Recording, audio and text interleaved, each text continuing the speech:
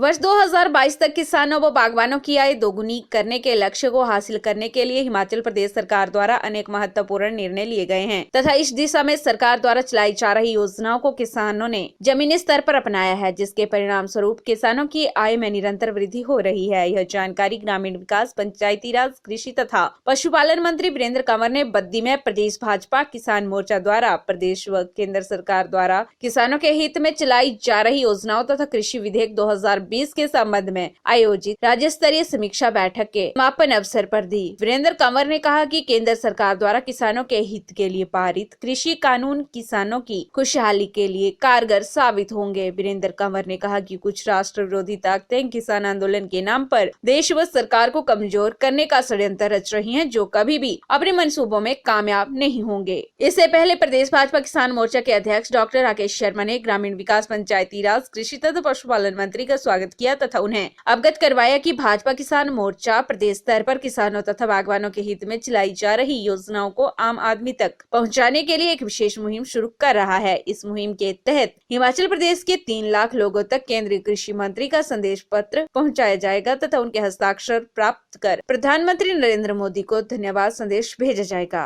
अपने किसान मोर्चा की प्रदेश की बैठक है और इसमें अंतिम सत्र में जो है उन्होंने मेरा कार्यक्रम रखा है।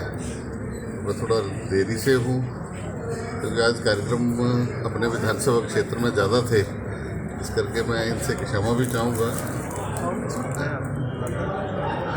आप बताइए, आप पूछिए। सर, जो ये बैठक के दौर चल रहे हैं सर कृषि विधेयक को लेकर, सर इसमें आपका क्या कहना है? कृषि विधेयक माननीय प्रधानमंत्री जी ने और हमारी माननीय सांसद ने जो पास किया है, हिमाचल प्रदेश के किसान पूरी तरह से सरकार के साथ हैं, क्योंकि ये आज़ादी के बाद पहली बार किसानों के बारे में अगर किसी ने सोचा है तो वो भारतीय जनता पार्टी की एनडीए की सरकार है।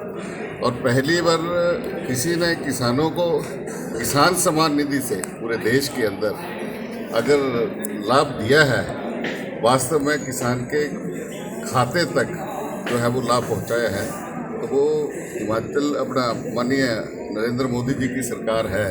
और आज पूरे देश के किसान जो है वो नरेंद्र मोदी जी के साथ हैं। मात्र कुछ लोग जो कुछ पंजाब में, थोड़ा बहुत हरियाणा और कुछ पश्चिम यूपी के, वही लोग जो हैं, पहले ये आंदोलन किसानों का था, लेकिन धीरे धीरे अब ये आंदोलन किसानों के हाथ से बाहर है, क्योंकि किसानों के लिए जो कानून बनाया गया है, इस देश की सरकार चाहती है कि आम किसान को, जो 75% छोटा किसान है, मार्जिनल किसान है, उसको जो है वो लाभ मिले। और ये किसानों के हित का है, इस करके इसको वापस नहीं लिया जा सकता। ये नरेंद्र मोदी जी ने पूरी तरह से स्पष्ट कर दिया है। लेकिन आज इसके पीछे विदेशी ताकतें जो आज ये कह रही हैं, आप सब ये जानते हैं कि वो मीडिया में कह रहे हैं कि हम 2 अक्टूबर तक इसको चलाएंगे, यानी कि उनको कोई मतलब नहीं है कि बातचीत से इस समस्या का हल हो। आज विदेशों से ये आंदोलन को डायरेक्ट किया जा रहा है कि चाहे मांगे मान ली भी जाएं, फिर भी जो है वो इस आंदोलन से जो है वो पीछे नहीं हटेंगे, क्योंकि ये मांगे जो है वो देश हित से जो है वो उनका कोई लेना देना नहीं है। इनका हित जो है, वेस्टेड इंटरेस्ट जो है, वो आज विदेशों में बैठे हुए विदेशी ताकतों का है, क्योंकि वो ये नहीं चाहते कि भारतवर्ष जो है वो तरक्की करे, भारतवर्ष का किसान आत्म सम्मान के साथ जो है वो जी सके।